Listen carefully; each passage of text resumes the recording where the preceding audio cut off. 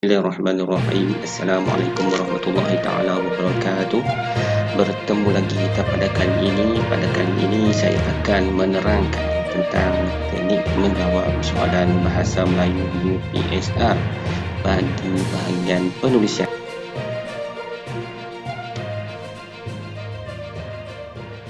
Baik, kita teruskan dengan teknik ataupun cara menjawab soalan bahasa Melayu UPSR bagi tahun 2020 dan seterusnya.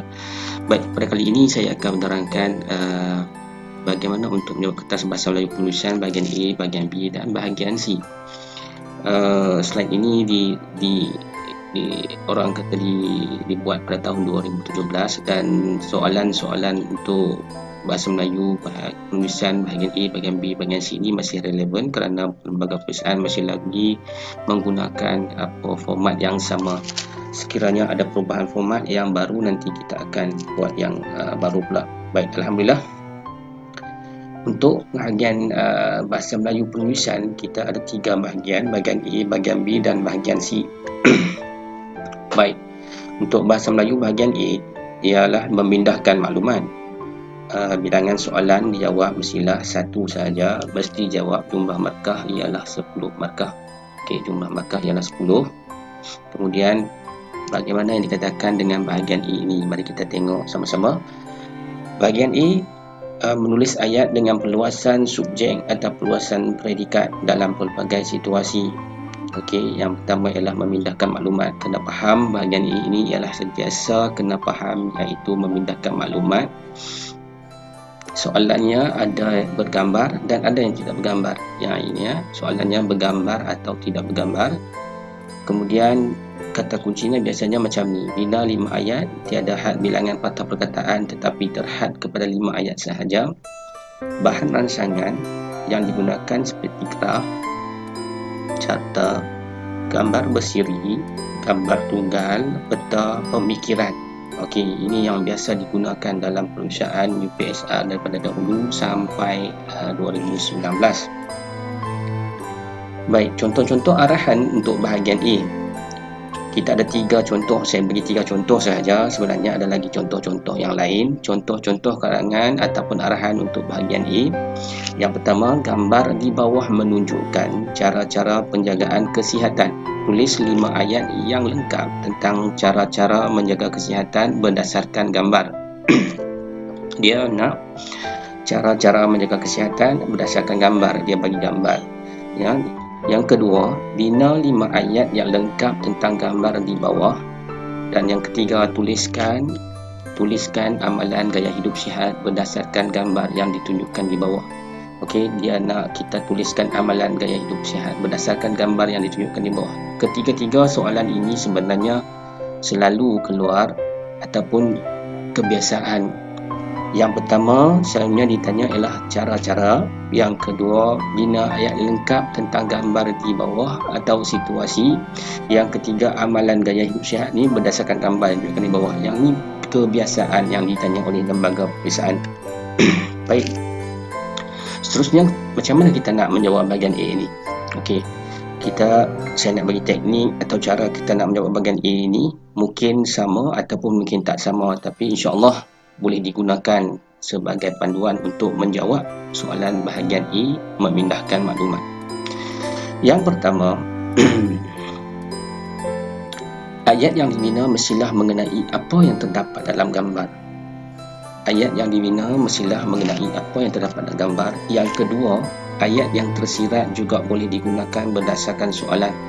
Okey, sebelum ini kita tak boleh menggunakan ayat yang tersirat.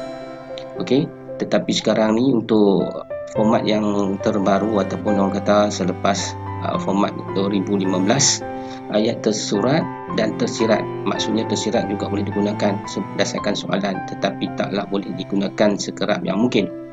Yang ketiga, tulis kata kunci berdasarkan gambar. Kata kunci tidak boleh berulang. Okey, kata kunci kita tidak boleh berulang. Yang keempat, ayat perlu dinomborkan 1 sampai 5.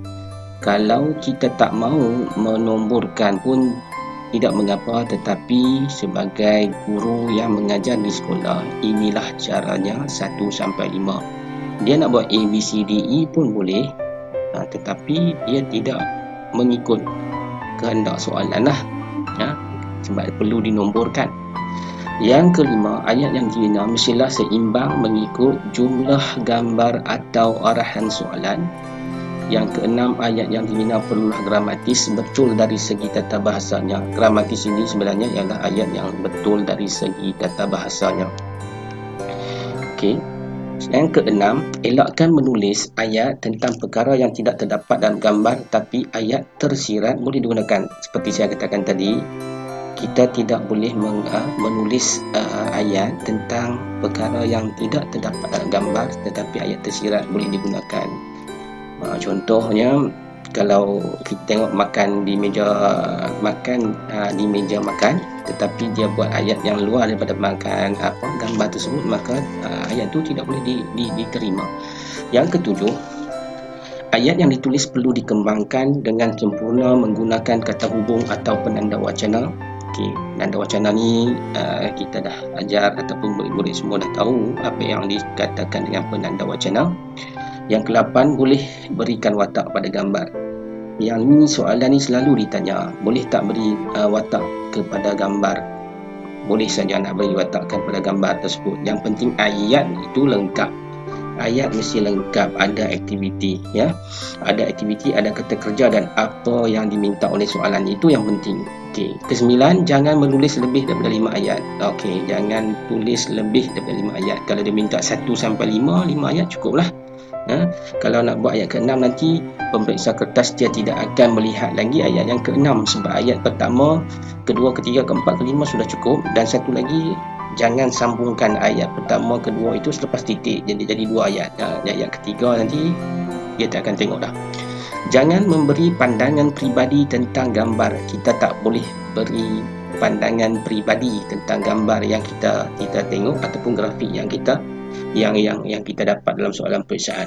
Yang ke-11, semak segala kesalahan tata bahasa dan ayat. Kita kena semak segala kesalahan tata bahasa dan ayat, bukan saja dalam bahagian A, bahagian B, bahagian C pun sama juga.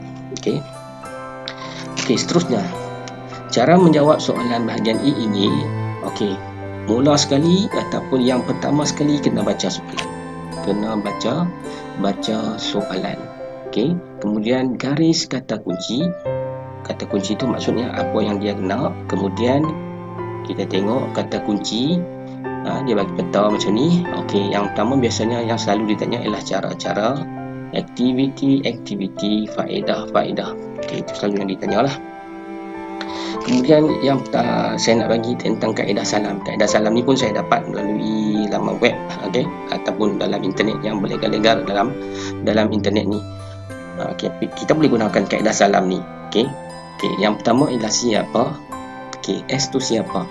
Kita, nama seorang lelaki, watak nak bagi nama, nak bagi watak pun boleh. Yang kedua, aktiviti. Yang ni sangat penting. Cara-cara, faedah, kepentingan, lokasi di mana kejadian berlaku. A, alatan, jika menggunakan alatan. M, mengapa. Okey, sebab ini, sebab apa kita menggunakan alatan tersebut, sebab apa kita cuci sampah, sebab apa kita cuci kereta, sapu sampah, cuci kereta dan sebagainya. Dia ada sebab. Okey, seterusnya kita nak lihat penskoran. Penskoran ni kebanyakan biasanya hendaklah ditahu oleh para guru, murid-murid pun boleh juga. Okey, untuk 2 markah, biasanya satu soalan tu 2 markah.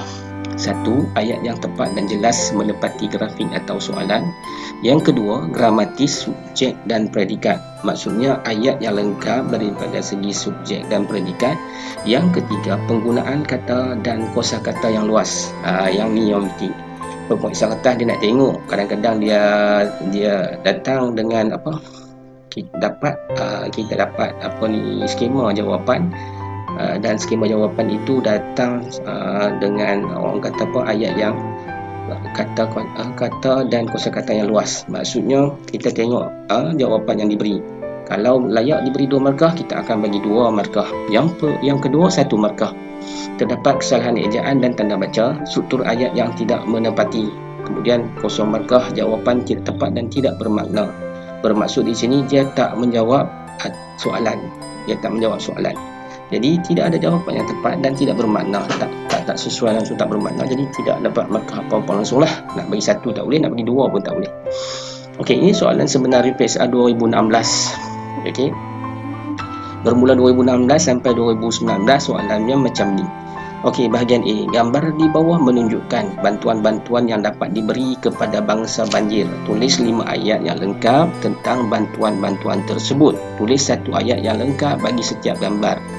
Soalan dia direct, dia minta kita untuk buat satu soalan bagi setiap satu gambar. Bermaksud di sini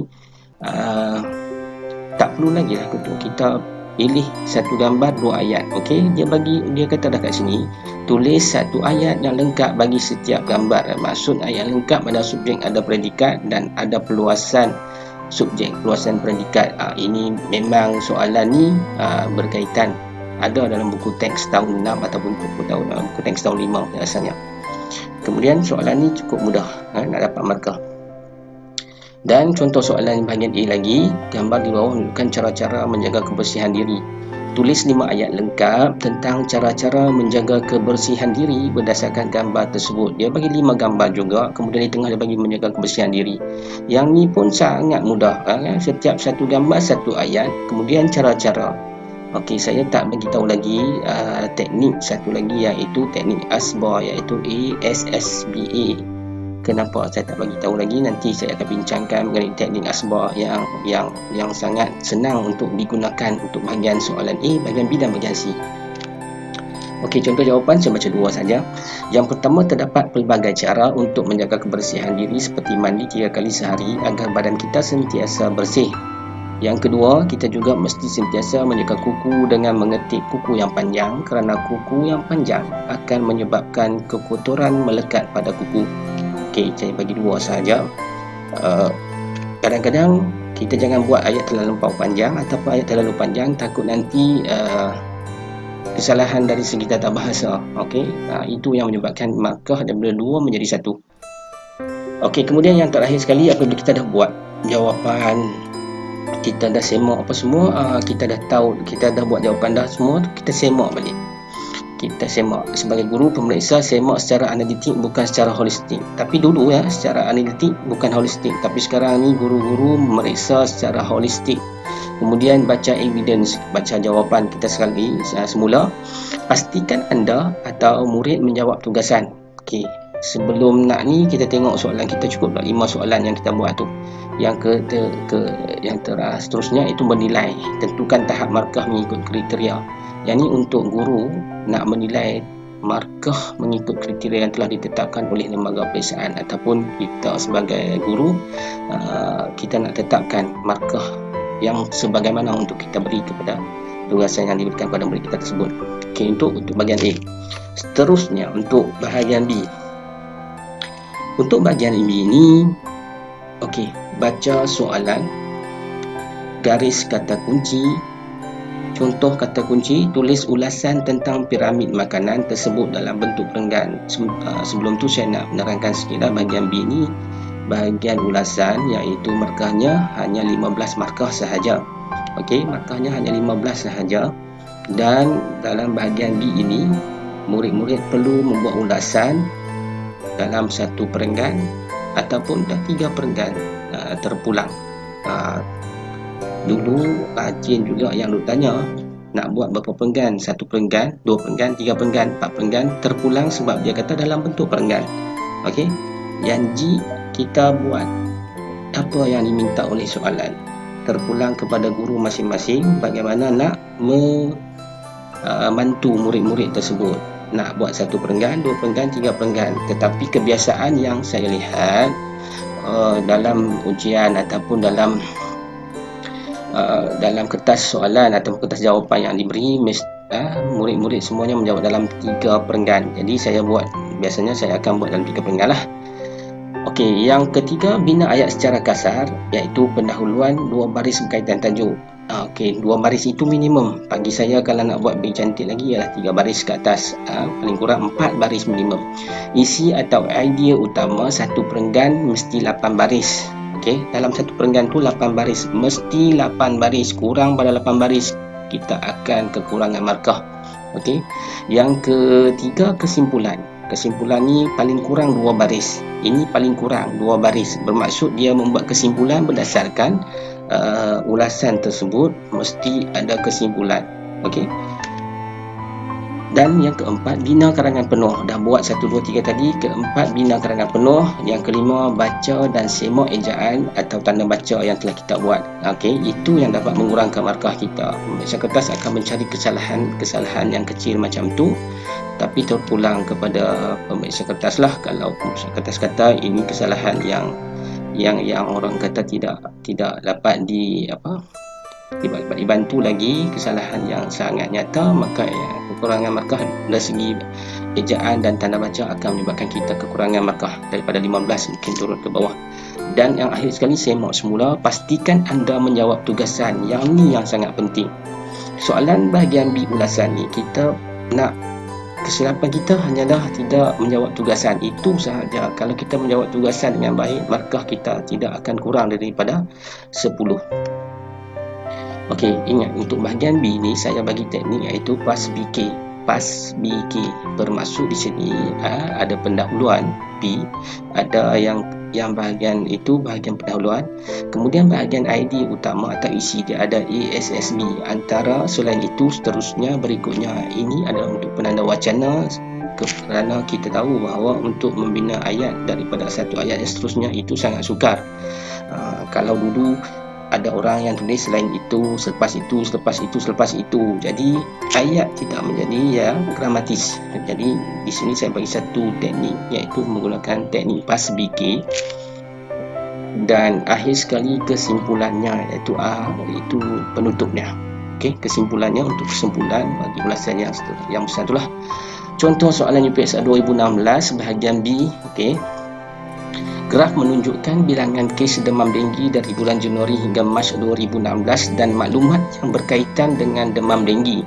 Tulis ulasan tentang kes demam denggi dalam bentuk perenggan berdasarkan kedua-dua maklumat. Dia dah bagi kedua-dua maklumat. Kita kena tengok dua maklumat. Dia dah bagi arahan dah kat situ. Yang ni soalan ni pada 2016 ni ramai yang keluar garu kepala sebab cikgu ataupun kita jarang gunakan soalan-soalan berbentuk graf ini. Jadi lepas tu dah tak ada masalah dah. Panjang ulasan kamu adalah antara 50 hingga 80 patah perkataan. Kalau ikut pada arahan PAS BK saya tadi, tak perlu lagi nak kira lagi dah 50 patah perkataan ke 80 patah perkataan ke, just buat macam mana yang telah diberi ataupun yang diajarkan oleh guru kamu tak perlu lagi nak kira dah. Okey. Soalan ni jawabnya macam ni. Kalau kita tak ambil maklumat-maklumat di sebelah tu, jadi macam mana kita nak buat satu ulasan? Dia dah bagi dah. Dia dah bagi graf, dia dah bagi maklumat yang ada di sebelah tu. Maksudnya kita kena gunakan maklumat tu dengan graf yang ada yang anda diberi. Jadi kita akan dapat buat ulasan. Okey. Kalau dah ada perkataan-perkataan tu semua, bermakna di sini kita tidak akan mendapat markah 0 sampai 8. Okey. Paling kurang kita akan dapat markah lah 10. Contoh soalan seterusnya, gambar di bawah ini menunjukkan poster khidmat rakan sebaya. Tulis ulasan tentang khidmat rakan sebaya tersebut dalam bentuk perenggan. Panjangnya ulasan kamu adalah antara 50 hingga 80 patah perkataan. Itu biasa, dia dah bagi dah sebelah tu dia bagi gambar, sebelah lagi dia bagi kat sini dia dah bagi. Okey, jadilah rakan sebaya yang baik. Dia dah bagi dah peranan dekat sini. Bermaksud di sini kita kena gunakan perkataan-perkataan yang diberi untuk membuat satu ulasan dan menggunakan gambar-gambar ini untuk membuat satu ulasan dalam bentuk perenggan. Maksudnya dalam bentuk perenggan. Pulang nak buat perenggan macam mana. Okey, contoh jawapan. Setiap orang mempunyai rakan sebaya penting dalam hidup setiap orang. Rakan sebaya mempunyai beberapa peranan tertentu. Ini P yang saya bagi tadi ya. Ingat P tadi saya kata dalam 2 baris. A antara peranan rakan-rakan sebaya ialah memberikan tolong ajar. Yang ni A, kemudian ada S, ada B dan ada K. Kesimpulannya ada 3 perenggan. Di sini dia bagi 3 perenggan. Okey.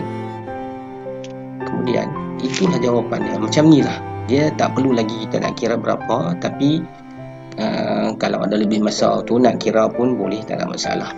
Okey, itu bahagian B. Seterusnya kita pergi pada bahagian C. Bahagian C ni ialah biasanya menulis karangan lah.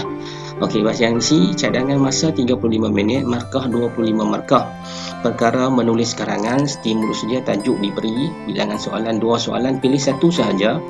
Bilangan perkataan 80 hingga 120 patah perkataan. Lebih boleh tak cikgu? Lebih janganlah sampai 200. Nak sampai 150 tu pun banyak dah. Lebih sikit-sikit pun dah okey, cukup. Kemudian bentuk karangan, karangan lengkap. Okey, karangan lengkap. Okey, bahagian sini macam mana kita nak jawab dia? Yang pertama sekali, baca dan fahami tajuk-tajuk yang diberi. Kita kan ada 2 tajuk, kita faham tajuk yang diberi, takut terpesong kita jawab nanti. Yang kedua, pilih tajuk karangan yang dikuasai sepenuhnya agar dapat menghuraikan sesuatu tajuk dengan tepat dan padat. Okey. Catatkan isi-isi penting yang bersesuaian dengan kehendak soalan. Yang seterusnya, sediakan rangka karangan agar isinya tidak berulang. Kita kena buat rangka karangan. Kadang-kadang takut apabila kita buat karangan nanti kita ulang benda yang sama. Dah cukup 4 perenggan. Okey, dan sampai 5 perenggan sampai penutup, makanya kita ulang benda yang sama sahaja. Okey. Yang seterusnya, karangan berformat mestilah mengikut format yang betul. Kalau dia format, ikut format yang betul.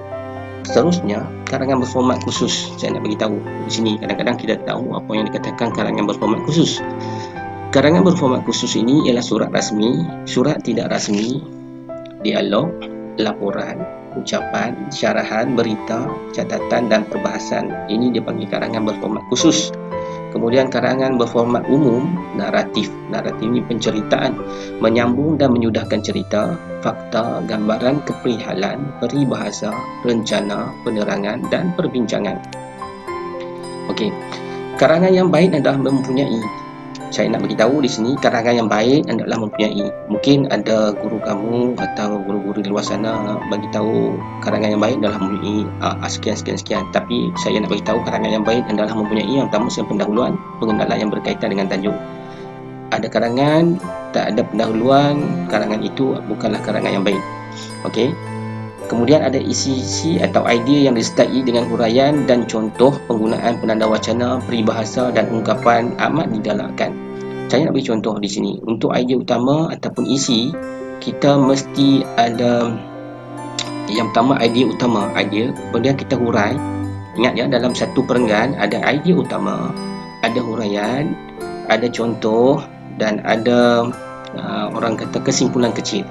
Ingat, yang pertama sekali idea utama, ada huraian, ada contoh, ada kesimpulan kecil. Itu dalam satu perenggan ya. Mesti ada 2, 4 ini. Kita biasanya menulis karangan, kita mesti bagi idea utama. Lepas tu kita huraikan idea utama tersebut, kita bagi contoh dan kita buat kesimpulan kecil. Okey, itu untuk setiap perenggan. Seterusnya, penutup. Karangan dengan membuat kesimpulan atau rumusan tentang tajuk, karangan dengan memberi pendapat sendiri. Okey, kita buat kesimpulan. Itu biasanya. Dan akhir sekali kita semak ejaan, tanda baca, tata bahasa, contoh atau isi yang tertinggal atau kurang tepat. Saya nak beri contoh di sini. Dah kita buat karangan lengkap, kita semak balik. Saya bagi contoh satu teknik dia peta. Ingat peta, P itu ialah perkataan. Kita semak balik jumlah perkataan, kita semak I, kita semak ejaan, kita semak T, kita semak dari segi tanda baca, dan kita semak A, ayat. Kita semak ayat semula, betul tak betul ayat yang kita buat. Ini soalan UPSR 2016 bahagian C, iaitu 25 markah, masa dicadangkan 35 minit. Bahagian ini mengandungi 2 soalan, jawab 1 soalan sahaja. Panjangnya karangan kamu adalah antara 80 hingga 120 patah perkataan. Kita kena baca soalan. Kita kena baca soalan. Saya ulang 3 kali. Kalau kita tak baca soalan ini berulang kali, berkemungkinan kita akan terpesong apabila menjawabnya. Soalan pertama itu pantun budi. Dia bagi pantun. Okey, dulu-dulu soalan-soalan macam ni jarang-jarang dia keluar. Dia bagi 3 soalan, dia pilih 1. Tapi sekarang ni dia bagi soalan macam ni. Dia bagi pantun budi. Kemudian kita kena baca di bawah dia. 2 rangkap pantun di atas menunjukkan pentingnya kita menghargai budi. Berdasarkan pantun tersebut, tulis karangan tentang cara-cara menghargai orang yang berbudi kepada kita. Kita kena garis kata kunci. Tulis karangan tentang cara-cara menghargai. Cara-cara menghargai, itu kata kunci dia. Kemudian carilah isi-isi sebanyak 4 isi atau idea utama untuk kita menghargai orang yang berbudi kepada kita. Ingat, apabila kita dapat idea utama itu, kita akan hurai, kita akan bagi contoh, kita akan buat kesimpulan kecil. Cukup satu baris 8, satu perenggan 8 baris sahaja untuk karangan tersebut. Kalau lebih tu mesti terlampau banyak. Yang kedua, dia bagi soalan atau pilih, guru kelas kamu akan berpindah ke sekolah lain. Kelas kamu merancang untuk mengadakan majlis perpisahan. Sebagai ketua kelas, kamu diminta untuk menyampaikan ucapan dalam majlis tersebut. Tulis ucapan kamu itu selengkapnya. Maksudnya di atas itu adalah cara-cara, yang di bawah ialah ucapan. Maksudnya di sini satu karangan yang berbentuk format khusus. Ya, ucapan. Macam mana buat ucapan itu? Senang sangat nak berucapan, sebab kita kalau guru kamu ajar kamu bagaimana nak buat ucapan perpisahan, mesti ada pendahuluan dia, mesti ada idea utama dia dan penutup dia. Kalau ada 3 tu lengkap, tak terpesong, kamu tidak akan kekurangan markah daripada 25 markah, insya-Allah. Kalau kamu terpesong jawab soalan macam ni, memang markah kamu akan kurang. Dan untuk kertas penulisan nak menjadikan kamu itu A, B, C adalah bahagian ni. Kalau bahagian ni kamu sangat teruk menjawabnya, kamu akan tidak akan mendapat markah yang banyak di bahagian ni, menyebabkan kamu akan mendapat grade yang rendah. Terima kasih, itu saja. Yang baik itu datang daripada Allah SWT. Yang silap dan salah itu adalah kelemahan saya sendiri. Kita akan bertemu lagi dalam video seterusnya. Sebelum saya mengundur diri, mohon anda untuk subscribe saya punya channel. Dan kita akan berjumpa lagi pada lain kali. Okey, itu saja. Assalamualaikum warahmatullahi wabarakatuh.